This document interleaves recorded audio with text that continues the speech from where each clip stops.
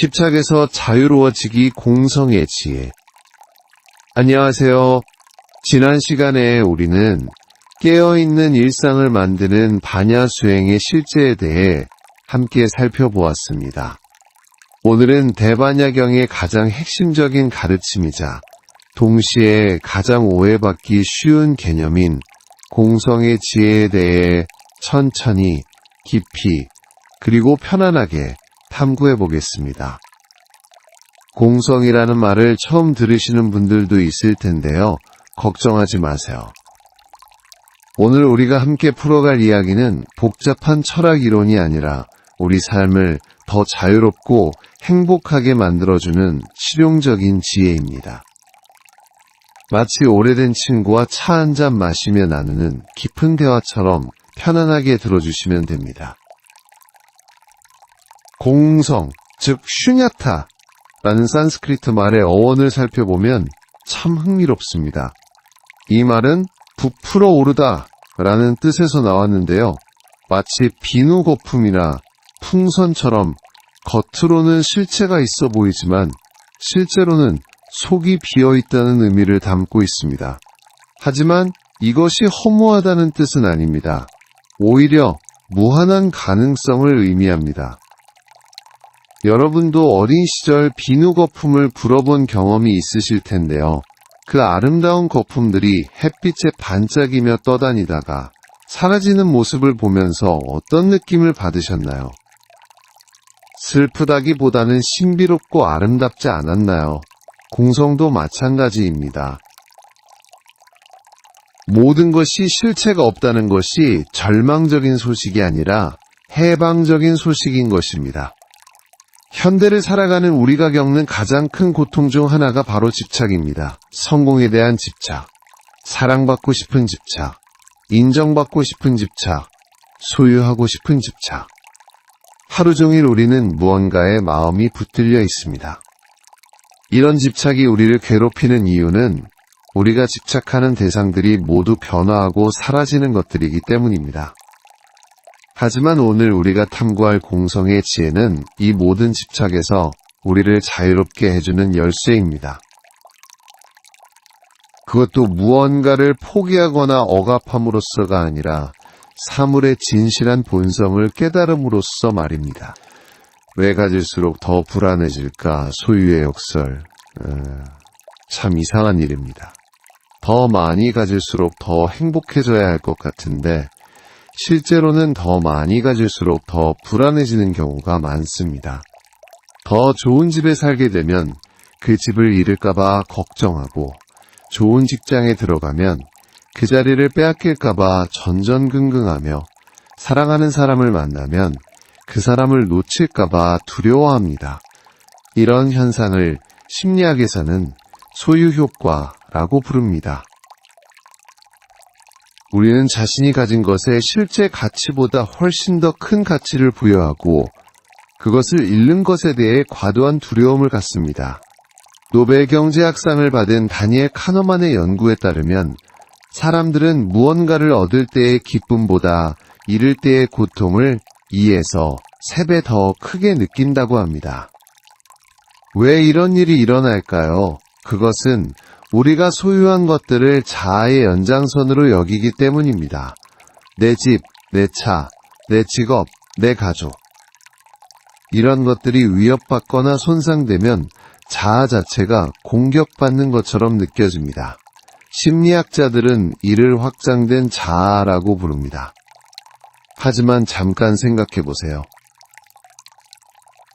10년 전에 여러분이 간절히 원했던 것들 중에서 지금 실제로 가지고 있는 것이 얼마나 될까요? 그리고 그때 간절히 원했지만 얻지 못했던 것들 중에서 지금 돌이켜보니 다행히 안 가져서 좋았다고 생각되는 것들이 얼마나 될까요?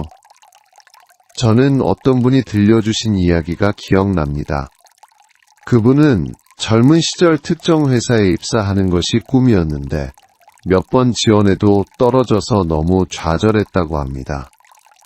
하지만 몇 년 후 그 회사가 부도가 나면서 많은 직원들이 어려움을 겪는 것을 보고 오히려 안 들어가서 다행이었다고 생각하게 되었다고 합니다. 이런 경험은 많은 분들이 가지고 계실 것입니다. 당시에는 세상이 무너지는 것 같았던 일들이 시간이 지나고 보니 오히려 더 좋은 기회로 이어졌던 경험 말입니다. 이는 우리가 좋다, 나쁘다고 판단하는 기준이 얼마나 제한적이고 일시적인지를 보여줍니다. 대반야경에서는 이런 현상을 전도몽상이라고 설명합니다. 현실을 거꾸로 보는 꿈과 같은 착각이라는 뜻입니다. 우리는 변화하고 사라질 것들을 영원할 것처럼 여기고 일시적인 것들에 절대적인 의미를 부여하며 상대적인 것들을 절대적인 것으로 착각합니다. 하지만 이것이 우리의 잘못은 아닙니다. 우리는 어릴 때부터 가져야 행복하다, 성공해야 가치 있다, 남들보다 앞서야 한다는 메시지에 노출되어 왔습니다. 이런 사회적 조건화가 우리의 인식을 왜곡시킨 것입니다. 심리학자 팀 캐서는 물질주의의 심리학이라는 연구를 통해 흥미로운 사실을 발견했습니다. 물질적 가치를 중시하는 사람들일수록 실제로는 더 불안하고 우울하며 대인관계도 좋지 않다는 것입니다. 반대로 내재적 가치, 관계, 성장, 기여 등을 중시하는 사람들이 더 행복하고 만족스러운 삶을 산다는 것을 확인했습니다. 이는 고대 철학자들이 이미 통찰했던 것이기도 합니다. 그리스 에피쿠로스는 자연적이고 필요한 욕구는 충족하되 헛된 욕구는 버려라고 했고, 로마의 세네카는 부자가 되고 싶다면 가진 것에 만족하라고 했습니다. 현대 경제학에서도 한기 효용 체감의 법칙을 통해 비슷한 현상을 설명합니다. 같은 물건이라도 많이 가질수록 추가로 얻는 만족감은 점점 줄어든다는 것입니다. 첫 번째 아이스크림은 매우 맛있지만 다섯 번째 아이스크림은 별로 맛있지 않은 것처럼 말입니다. 그렇다면 우리는 아무것도 원하지 않고 살아야 할까요? 물론 그것도 극단적인 생각입니다. 욕망 자체가 문제가 아니라 욕망에 대한 집착이 문제입니다. 원하는 것이 있어도 괜찮고 그것을 위해 노력해도 괜찮지만 그 결과에 자신의 행복을 완전히 의존시키지 않는 것입니다. 이것이 공성의 지혜가 우리에게 알려주는 첫 번째 해방입니다. 우리가 간절히 원하는 것들, 반드시 가져야 한다고 생각하는 것들이 실제로는 그렇게 절대적이지 않다는 깨달은 말입니다. 나는 신화에서 깨어나기.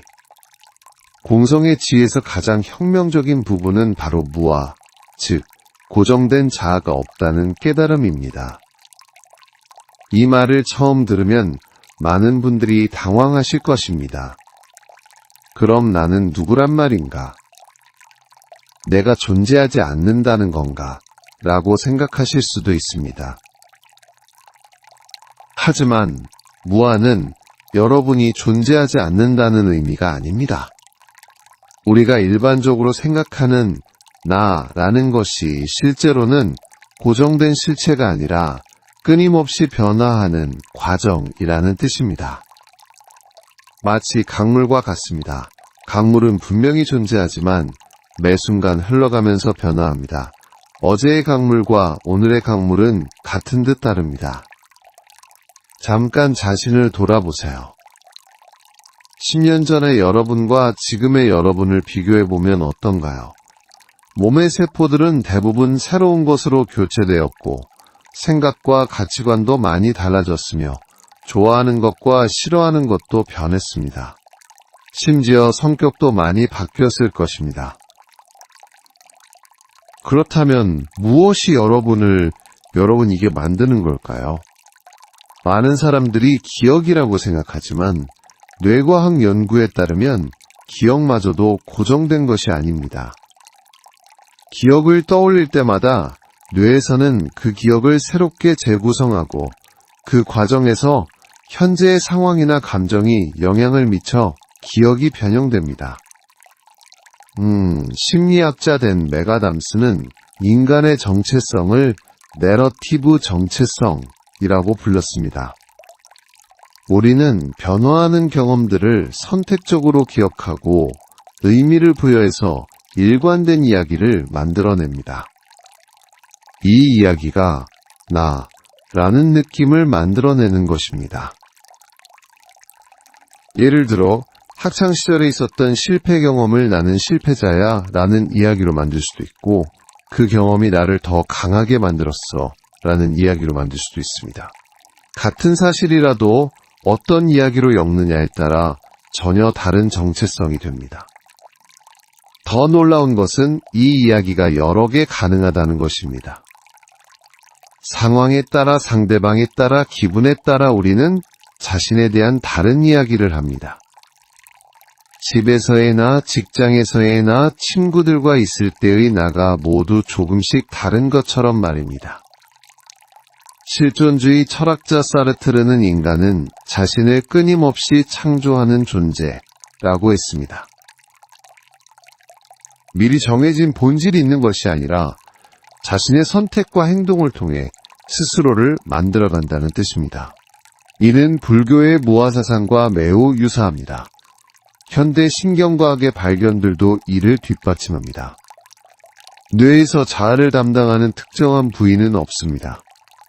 자아라는 느낌은 여러 뇌 영역들의 복잡한 상호작용으로 만들어지는 일종의 착시 현상입니다. 마치 영화가 빠르게 연속된 정지 화면들로 만들어지는 것처럼 자아도 끊임없이 변화하는 경험들의 연속으로 만들어진 환상입니다. 이런 깨달음이 오면 놀라운 자유를 경험하게 됩니다. 더 이상 나는 이런 사람이야 라는 고정된 이미지에 갇혀있지 않아도 됩니다. 과거의 실수나 실패가 진짜 나를 규정하지 않습니다. 언제든 새로운 선택을 할 수 있고 새로운 가능성을 탐험할 수 있으며 새로운 자신이 될 수 있습니다. 심리학자 캐롤 드웩의 성장 마인드셋 연구도 이와 관련이 깊습니다. 자신의 능력이 고정되어 있다고 믿는 사람들, 고정 마인드셋보다 노력에 따라 향상될 수 있다고 믿는 사람들, 성장 마인드셋이 실제로 더 큰 성취를 이룬다는 것입니다. 무아의 깨달음은 또한 자기 비판이나 자기 혐오에서도 벗어나게 해줍니다. 비판하거나 혐오할 고정된 나가 없다면 단지 이 순간에 일어나는 생각이나 감정이 있을 뿐입니다. 그것들은 구름처럼 지나갑니다. 동시에 자아도취나 교만에서도 벗어날 수 있습니다. 특별한 나가 없다면 자만할 이유도 없습니다. 모든 성취와 능력도 여러 조건들이 모여서 일시적으로 나타난 현상일 뿐입니다. 한 선사가 제자에게 네가 태어나기 전에 네 본래 모습은 무엇이냐고 물었다는 이야기가 있습니다. 이는 고정된 자아에 대한 믿음을 깨트리는 질문입니다. 태어나기 전에도 나가 있었을까요? 죽은 후에도 나가 있을까요? 그렇다면 지금의 나는 무엇일까요? 이런 질문들을 깊이 탐구하다 보면 나라는 것이 얼마나 신비로운 존재인지, 동시에 얼마나 유연하고 변화 가능한 존재인지 깨닫게 됩니다. 이것이 무아의 지혜가 주는 해방감입니다. 모든 것이 춤추고 있다. 상호의존의 발견. 무아의 깨달음과 함께 오는 것이 바로 연기, 즉 모든 것이 서로 연결되어 있다는 깨달음입니다. 고정된 개별적 존재가 없다면 모든 것은 관계 속에서만 존재할 수 있습니다. 나와 너, 주체와 객체, 안과 밖의 구분도 상대적인 것일 뿐입니다. 이것을 이해하기 위해 간단한 예를 들어보겠습니다. 지금 여러분이 입고 있는 옷을 생각해 보세요. 그 옷이 존재하기 위해서는 얼마나 많은 조건들이 필요했을까요? 먼저 원료가 필요했습니다. 목화나 양털 혹은 화학섬유 말입니다. 목화라면 씨앗이 필요했고 그 씨앗이 자라기 위해서는 농부의 정성, 적절한 기후, 비와 햇빛, 비옥한 토양이 필요했습니다. 토양이 비옥하려면 수많은 미생물들의 활동이 있어야 했고, 그 미생물들도 또 다른 조건들에 의존합니다. 목화가 자라면 수확해야 합니다. 농기구가 필요하고 그 농기구를 만들기 위해서는 금속이 필요하며 금속을 얻기 위해서는 광산과 광부들의 노고가 필요합니다. 수확된 목화는 가공되어야 합니다. 방직 기술, 기계, 전기, 그리고 숙련된 기술자들이 필요합니다. 실이 되면 옷감으로 짜야 합니다. 여기에도 복잡한 기술과 장비가 필요합니다. 옷감이 만들어지면 디자인이 필요합니다. 디자이너의 창의성, 미적 감각, 그리고 수많은 영감의 원천들이 필요합니다. 재단하고 봉제하는 과정에서는 또 다른 기술자들의 노력이 들어갑니다. 완성된 옷은 운송되어야 합니다. 트럭, 배, 비행기, 그리고 운전사와 선원들의 수고가 필요합니다. 마지막으로 판매점에서 여러분에게 전달되기까지 얼마나 많은 사람들의 노력이 있었을까요? 이렇게 따라가다 보면 결국 우주 전체가 연결되어 있음을 알 수 있습니다. 햇빛이 없었다면 목화도 자랄 수 없었고, 지구에 자전이 없었다면 적절한 기후도 없었을 것입니다. 수십억 년 전에 별들이 폭발하면서 만들어진 원소들이 없었다면 지구 자체도 존재하지 않았을 것입니다. 베트남의 선승 틱나타는 이를 상호존재라고 불렀습니다. 그는 종이 한 장을 들고 그 안에서 구름과 햇빛과 나무와 벌목꾼을 본다고 했습니다. 그 모든 것들이 없었다면 종이도 존재할 수 없기 때문입니다. 이런 상호의존성은 물질적인 것에만 국한되지 않습니다. 우리의 생각, 감정, 성격, 가치관도 모두 다른 사람들과의 상호작용을 통해 형성됩니다. 여러분이 지금 가지고 있는 지식은 얼마나 많은 스승들, 책들, 경험들의 결과일까요? 여러분의 언어부터 생각해 보세요. 한국어를 사용하신다면 그 언어는 수천 년에 걸쳐 수많은 사람들이 만들고 다듬어온 것입니다. 여러분이 사용하는 모든 단어는 이미 다른 사람들이 의미를 부여한 것들입니다. 심지어 가장 개인적이라고 생각되는 감정조차도 문화적 영향을 받습니다. 현대 생태학도 같은 관점을 제시합니다. 생태계는 하나의 거대한 네트워크이며 모든 생물들이 서로 의존하며 살아갑니다. 한 종의 멸종이 전체 생태계에 예상치 못한 영향을 미치는 것처럼 모든 것이 연결되어 있습니다. 시스템 이론도 비슷한 통찰을 제공합니다. 복잡한 시스템에서는 각 요소들이 독립적으로 존재하는 것이 아니라 상호작용을 통해 새로운 특성이 창발됩니다. 개별 뉴런은 의식을 갖지 못하지만 수많은 뉴런들의 복잡한 상호작용에서 의식이 나타나는 것처럼 말입니다. 양자 물리학의 발견들도 놀랍습니다. 양자 얽힘 현상에 따르면 한때 상호작용했던 입자들은 아무리 멀리 떨어져 있어도 서로 즉시 영향을 미칩니다. 아인슈타인은 이를 으스스한 원거리 작용이라고 불렀지만 이제는 과학적 사실로 받아들여지고 있습니다. 이런 연결성의 깨달음이 오면 근본적인 변화가 일어납니다. 먼저 분리감에서 벗어날 수 있습니다. 나와 세상이 분리되어 있다는 외로움, 혼자서 모든 것을 감당해야 한다는 부담감, 남들과 경쟁해야 한다는 압박감에서 벗어날 수 있습니다. 대신 모든 것과 연결되어 있다는 안전감을 느낄 수 있습니다.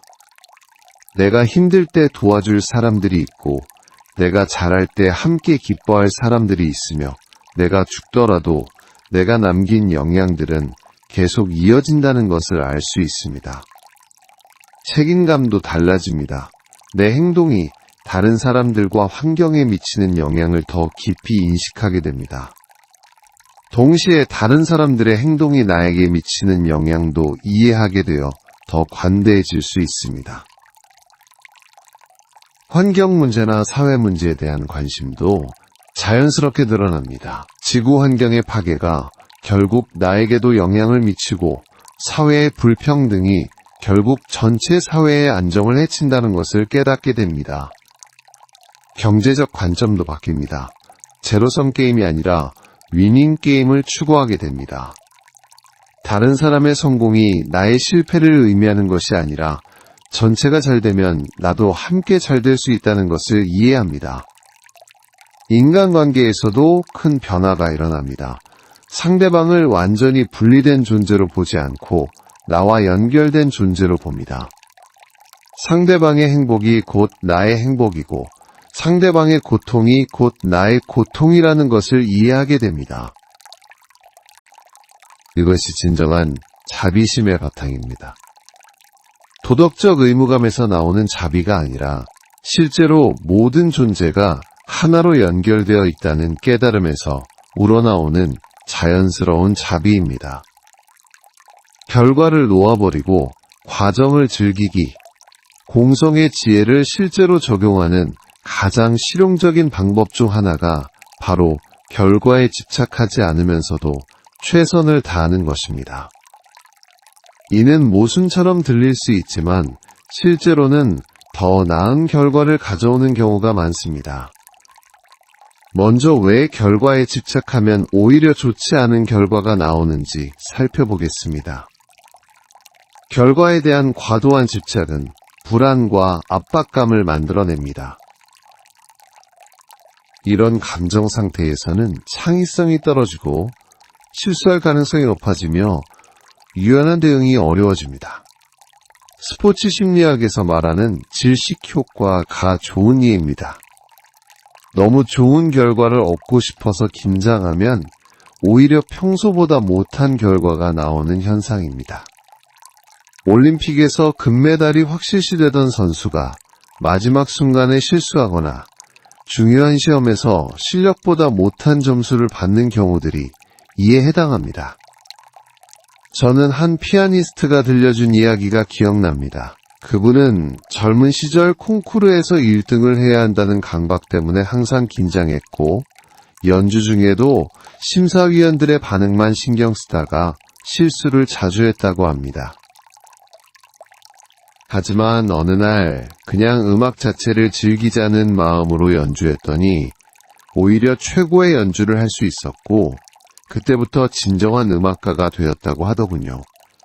반대로 결과에 대한 부담을 덜고 과정에 집중할 때 더 좋은 결과가 나오는 경우가 많습니다. 심리학자 미하이 칙센트미하이가 연구한 플로우 상태가 바로 그것입니다. 완전히 몰입한 상태에서는 시간 감각이 사라지고 자연스럽게 최고의 능력을 발휘하게 됩니다. 이런 상태에 들어가려면 어떻게 해야 할까요? 첫째, 목표와 집착을 구별하는 것입니다. 목표는 방향을 제시하는 나침반 같은 것이고 집착은 그 목표에 완전히 매달리는 것입니다. 목표를 설정하되 그 목표가 유일한 성공의 기준은 아니라는 여유를 갖는 것입니다. 한 기업가가 이런 말을 했습니다. 나는 항상 목표를 세우지만 그 목표에 도달하지 못해도 괜찮다고 생각한다.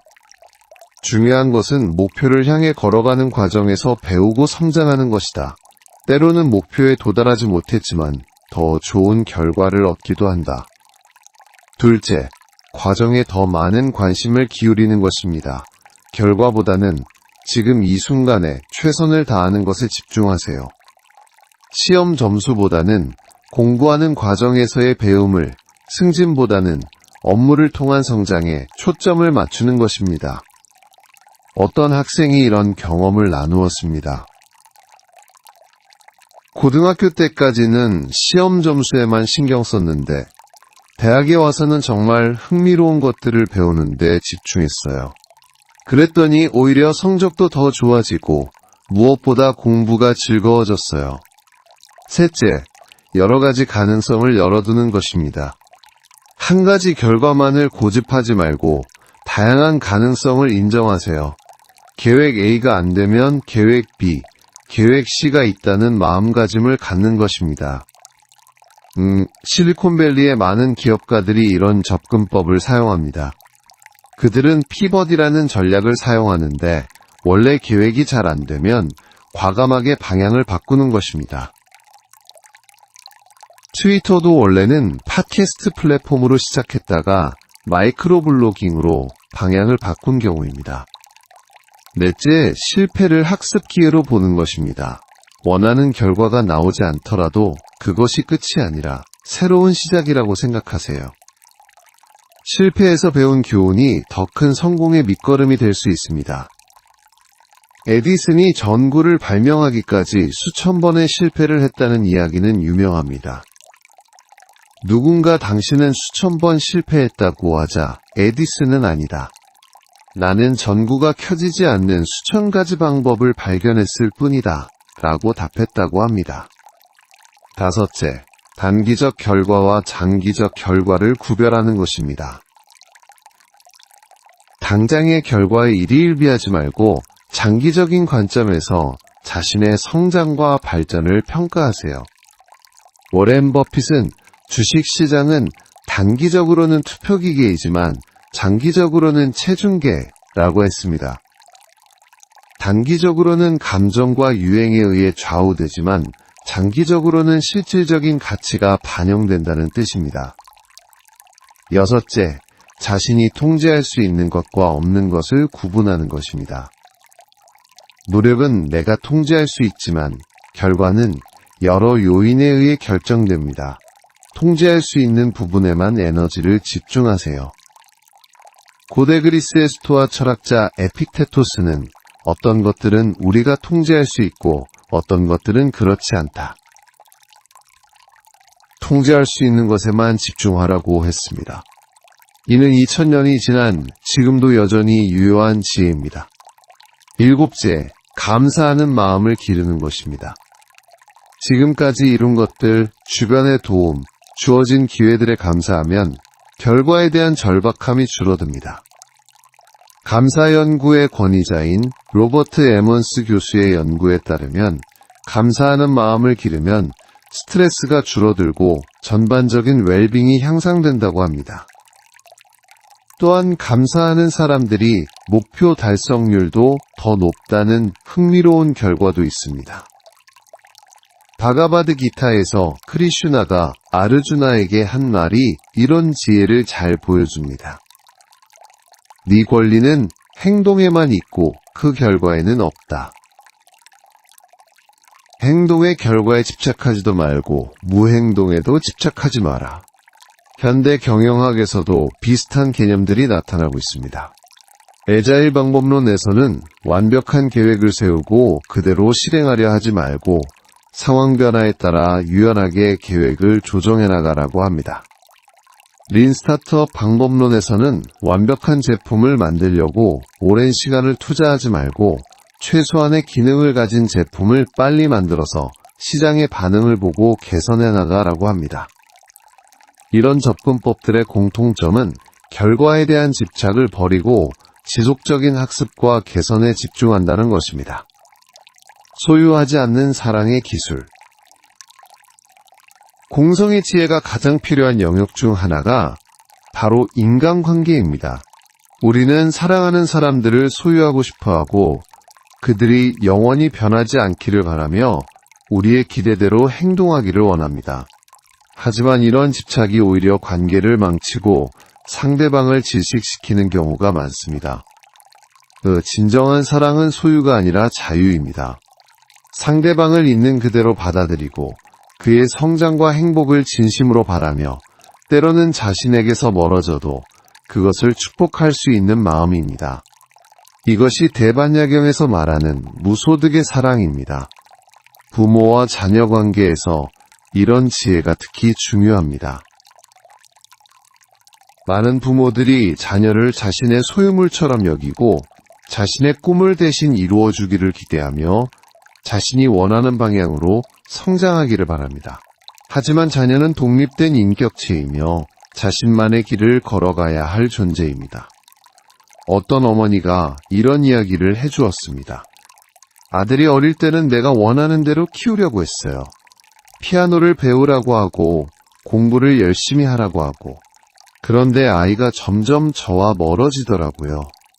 어느 날 아이가 엄마는 나를 사랑하는 게 아니라 엄마가 원하는 모습의 나를 사랑하는 것 같아 라고 하는 거예요. 그때 정말 큰 충격을 받았죠. 그 어머니는 그 후 아이를 있는 그대로 받아들이려고 노력했다고 합니다. 아이의 선택을 존중하고 실패에도 지지해주며 자신과 다른 가치관을 가져도 이해하려고 했다고 합니다. 그랬더니 오히려 아이와 더 가까워졌고 아이도 더 자신감 있게 자랄 수 있었어요. 연인이나 부부관계에서도 마찬가지입니다. 상대방을 바꾸려 하거나 자신의 기대에 맞추려 하거나 완전히 하나가 되어야 한다고 생각하면 관계가 질식됩니다. 건강한 관계는 두 개의 독립적인 존재가 선택해서 함께하는 것입니다. 나는 당신 없이는 살 수 없어 라는 말은 로맨틱하게 들릴 수 있지만 실제로는 상대방에게 큰 부담을 줍니다. 진정한 사랑은 나는 당신 없이도 행복할 수 있지만 당신과 함께 있을 때 더 행복해 라는 마음입니다. 심리학자 에리 프롬은 사랑의 기술에서 성숙한 사랑과 미성숙한 사랑을 구별했습니다. 미성숙한 사랑은 나는 당신이 필요하기 때문에 사랑한다이고 성숙한 사랑은 나는 사랑하기 때문에 당신이 필요하다라고 했습니다. 질투도 소유욕에서 나오는 감정입니다. 상대방이 다른 사람과 친하게 지내는 것을 견디지 못하고 자신만을 바라보기를 원하며 모든 시간을 자신과 함께 보내기를 기대합니다. 하지만 이런 태도는 상대방을 점점 멀어지게 만듭니다. 어떤 남편이 이런 경험을 나누었습니다. 결혼 초기에는 아내가 친구들과 만나는 것도 질투했어요. 왜 나와만 있지 않느냐고 불만을 표현했죠. 그런데 아내가 점점 위축되고 불행해하는 걸 보면서 깨달았어요. 내가 아내를 사랑한다면서 실제로는 구속하고 있었다는 것을요. 그 남편은 이후 아내의 사회활동을 적극 지지했다고 합니다. 아내가 친구들과 즐거운 시간을 보내고 와서 더 밝아진 모습을 보니 나도 더 행복했어요. 그리고 아내도 나에게 더 애정을 보이더라고요. 우정에서도 같은 원리가 적용됩니다. 친구를 독점하려 하거나 자신과 항상 같은 의견을 가지기를 바라거나 다른 친구들과 어울리는 것을 질투하면 우정이 깨집니다. 진정한 우정은 서로의 다름을 인정하고 각자의 성장을 지지하며 만남과 헤어짐을 자연스럽게 받아들이는 것입니다. 그렇다면 구체적으로 어떻게 소유하지 않고 사랑할 수 있을까요? 첫째, 상대방의 독립성을 존중하는 것입니다. 그들에게도 자신만의 공간, 시간, 친구, 취미, 꿈이 있다는 것을 인정하고 지지하세요. 둘째, 기대를 내려놓는 것입니다. 상대방이 반드시 이래야 한다, 저래야 한다는 기대를 버리고 그들이 보여주는 모습을 있는 그대로 받아들이세요. 기대는 실망의 어머니라는 말이 있듯이 기대가 클수록 실망도 큽니다. 셋째, 조건 없는 사랑을 실천하는 것입니다. 네가 이렇게 해주면 사랑해줄게가 아니라 네가 어떤 모습이든 사랑해 라는 마음을 가지세요. 물론 이것이 상대방의 모든 행동을 무조건 받아들이라는 뜻은 아닙니다. 때로는 분명한 경계를 설정하는 것도 사랑의 표현일 수 있습니다. 넷째, 함께하는 시간의 질에 집중하는 것입니다. 오래 함께 있는 것보다는 함께 있을 때 얼마나 온전히 서로에게 집중하느냐가 더 중요합니다. 짧은 시간이라도 진심으로 소통하는 것이 긴 시간을 의미 없이 보내는 것보다 낫습니다. 다섯째, 상대방의 성장을 진심으로 바라는 것입니다. 설령 그 성장이 나와의 관계에 변화를 가져온다 해도 말입니다. 진정으로 사랑한다면 상대방이 더 나은 사람이 되기를 바라야 합니다. 여섯째, 헤어짐도 사랑의 일부로 받아들이는 것입니다. 모든 만남에는 헤어짐이 있고 그것도 자연스러운 과정입니다. 영원한 관계는 없지만 진정한 사랑의 기억은 영원히 남습니다. 일곱째, 감사하는 마음을 잃지 않는 것입니다. 상대방이 나와 함께 있어주는 것 자체가 선물이라는 마음을 가지세요. 당연한 것은 아무것도 없습니다. 칼릴 지브라는 사랑에 대하여 라는 시에서 이렇게 노래했습니다. 서로 사랑하되 사랑의 굴레를 만들지 마라. 차라리 둘 사이에 춤추는 바다가 있게 하라. 서로의 잔을 채워주되 한 잔에서 마시지는 마라. 서로에게 빵을 나누어 주되 같은 덩어리에서 먹지는 마라. 함께 노래하고 춤추며 기뻐하되 각자 혼자 있게 하라. 이런 사랑을 실천하는 것은 쉽지 않습니다. 우리는 어릴 때부터 가져야 한다, 지켜야 한다는 메시지에 노출되어 왔기 때문입니다. 하지만 조금씩 연습하다 보면 점점 자유로운 사랑을 할 수 있게 됩니다. 자유로운 마음으로 사는 지혜, 공성의 지혜를 체득하면 마음이 진정으로 자유로워집니다. 더 이상 외부 조건에 의해 행복이 좌우되지 않고 다른 사람들의 평가에 일희일비하지 않으며 과거에 얽매이거나 미래를 걱정하느라 현재를 놓치지 않게 됩니다. 진정한 자유란 무엇을 하느냐가 아니라 어떤 마음으로 하느냐에 달려 있습니다. 자유로운 마음의 첫 번째 특징은 현재에 머무를 수 있다는 것입니다. 과거의 후회나 미래의 불안에 사로잡히지 않고 지금 이 순간에 온전히 있을 수 있습니다. 과거는 이미 지나갔고 바꿀 수 없으며 미래는 아직 오지 않았고 확실하지 않습니다. 확실한 것은 오직 지금 이 순간뿐입니다. 현재에 머무르는 연습을 해보세요. 지금 이 순간 자신의 호흡을 느껴보고 몸의 감각을 느껴보고 주변의 소리를 들어보세요. 생각이 과거나 미래로 떠돌아다닐 때마다 부드럽게 현재로 돌아오는 연습을 하세요. 어떤 분이 이런 경험을 나누었습니다. 예전에는 항상 다음 일을 걱정하면서 살았어요. 학생 때는 취업을 걱정하고, 취업하고 나서는 승진을 걱정하고, 결혼하고 나서는 아이를 걱정하고. 그런데 어느 날 깨달았어요. 내가 지금 이 순간을 전혀 즐기지 못하고 있다는 것을요. 그 후로 의식적으로 현재에 집중하려고 노력했는데 삶이 훨씬 풍요로워졌어요. 두 번째 특징은 판단하지 않고 관찰할 수 있다는 것입니다. 일어나는 일들을 즉시 좋다 나쁘다고 판단하지 않고 있는 그대로 보고 받아들일 수 있습니다. 비가 오면 짜증나는 비가 아니라 그냥 비가 온다고 받아들이고 누군가 나에게 불친절하게 대하면 나쁜 사람이라고 판단하지 않고 지금 저 사람이 불친절하게 행동하고 있다고 관찰합니다. 판단은 우리를 감정의 롤러코스터에 태웁니다.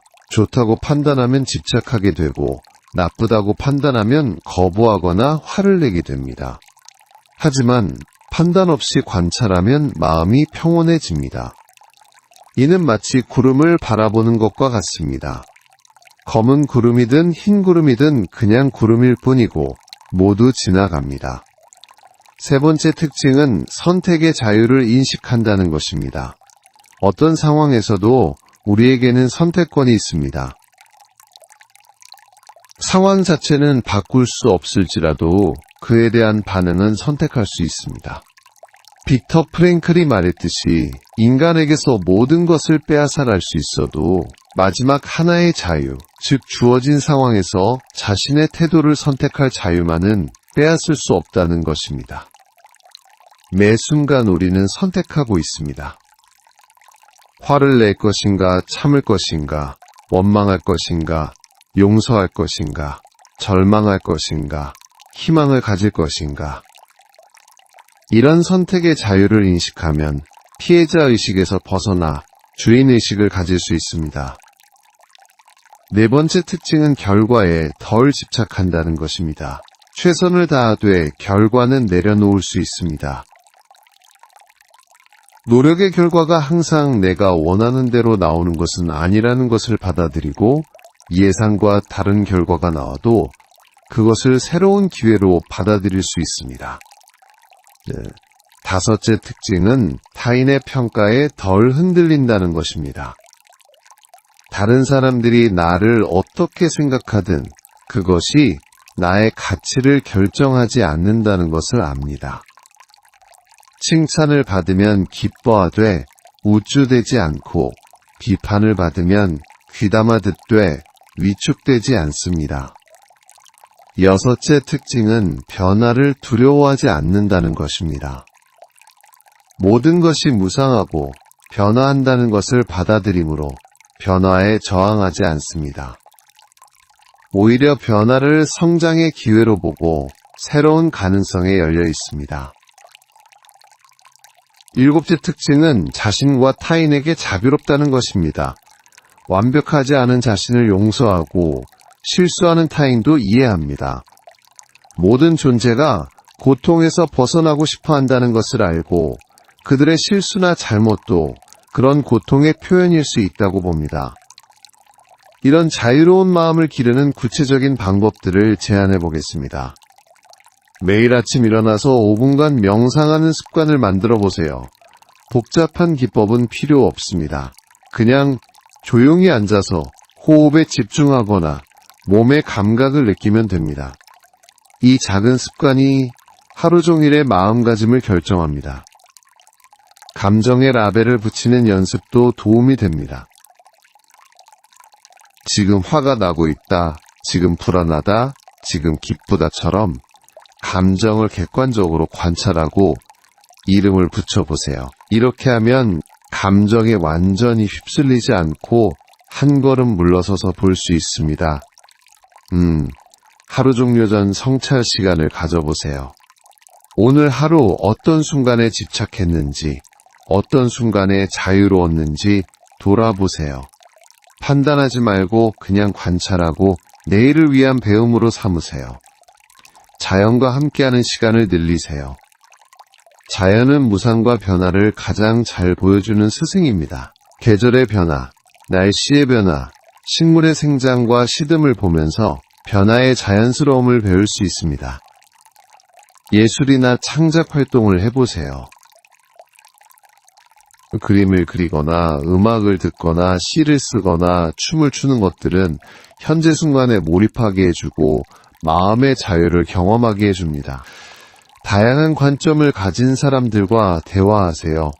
자신의 고정된 생각에서 벗어나 더 넓은 시각을 가질 수 있습니다. 자신과 다른 의견을 가진 사람들의 말도 열린 마음으로 들어보세요. 봉사활동이나 나눔을 실천하세요. 다른 사람들을 도우면서 자신의 문제에만 매몰되지 않고 더 큰 관점을 가질 수 있습니다. 감사일기를 써보세요. 매일 감사한 것들을 적어보면 현재 가지고 있는 것들의 소중함을 깨닫고 더 원하는 것에 대한 집착이 줄어듭니다. 실패나 실수를 두려워하지 말고 새로운 도전을 해보세요. 결과에 대한 두려움 때문에 움츠러들지 말고 과정 자체를 즐기는 마음으로 도전해보세요. 공성의 지혜로 사는 삶. 지금까지 우리는 공성의 지혜에 대해 깊이 탐구해보았습니다.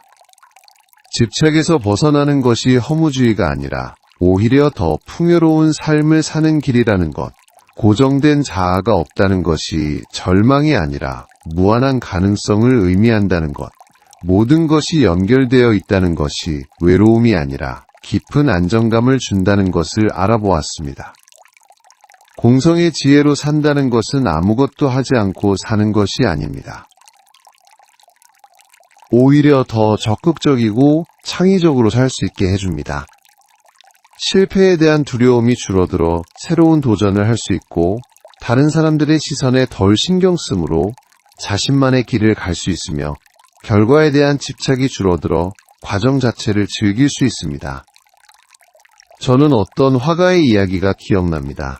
그분은 젊은 시절 명성을 얻기 위해 남들이 좋아할 만한 그림만 그렸다고 합니다. 하지만 그런 그림들은 기교는 뛰어났지만 영혼이 없었다고 하더군요. 어느 날 모든 기대와 욕심을 내려놓고 정말 그리고 싶은 것만 그리기 시작했다고 합니다. 그랬더니 오히려 사람들이 더 좋아했고 진정한 예술가가 될 수 있었다고 하더군요.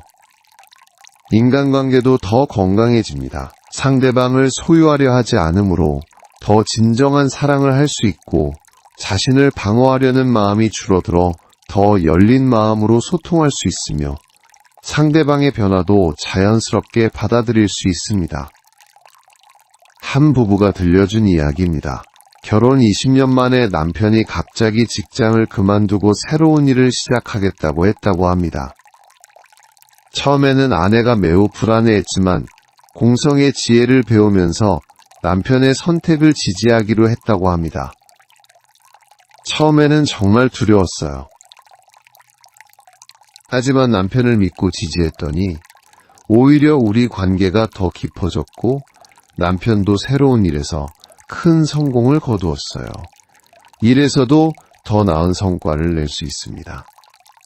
완벽해야 한다는 압박감에서 벗어나 더 창의적으로 접근할 수 있고 실수를 두려워하지 않으므로 혁신적인 시도를 할 수 있으며 팀워크도 더 좋아집니다. 실리콘밸리의 한 CEO가 이런 말을 했습니다. 우리 회사에서는 빨리 실패하라는 문화가 있습니다. 완벽한 계획을 세우느라 시간을 낭비하지 말고 빨리 시도해보고 실패하면 빨리 배워서 다음에 더 잘하라는 뜻이죠. 이런 문화 덕분에 우리는 더 빠르게 혁신할 수 있었습니다. 개인적 성장에서도 큰 도움이 됩니다. 자신의 한계를 인정하면서도 포기하지 않는 균형을 찾을 수 있고 과거의 실수에 얽매이지 않고 계속 새로운 시도를 할 수 있으며 타인과의 비교에서 벗어나 자신만의 속도로 성장할 수 있습니다. 어떤 학생이 이런 경험을 나누었습니다. 고등학교 때까지는 항상 남들과 비교하면서 살았어요.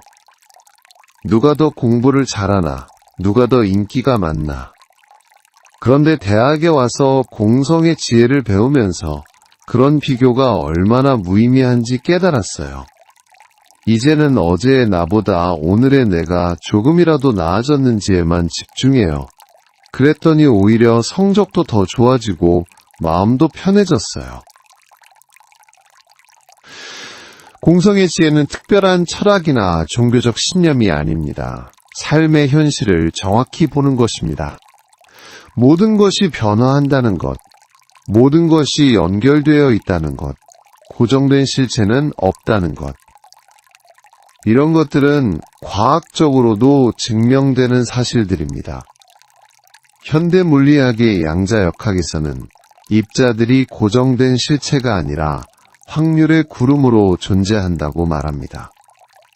생물학에서는 모든 생명체가 끊임없이 물질을 교환하며 변화한다고 합니다. 생태학에서는 모든 존재가 서로 의존하며 살아간다고 합니다.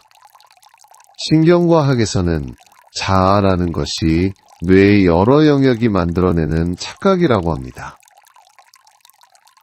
공성의 지혜는 이런 과학적 사실들을 단순히 머리로 아는 것이 아니라 마음으로 체험하는 것입니다. 그래서 삶이 변화하는 것입니다. 하지만 이 지혜는 하루아침에 체득되지 않습니다. 꾸준한 실천과 성찰을 통해 점진적으로 깊어집니다. 처음에는 이해가 어려울 수도 있고 실천하기 힘들 수도 있습니다. 하지만 작은 것부터 시작해서 조금씩 적용해보면 점차 그 효과를 경험하게 될 것입니다.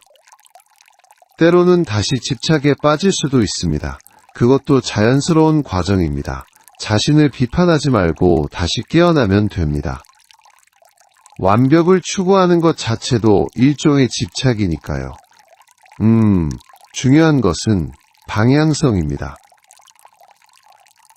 조금씩이라도 집착에서 벗어나고 자유로운 마음을 기르며 더 넓은 관점에서 삶을 바라보려고 노력하는 것입니다. 그런 노력 자체가 이미 공성의 지혜를 실천하는 것입니다.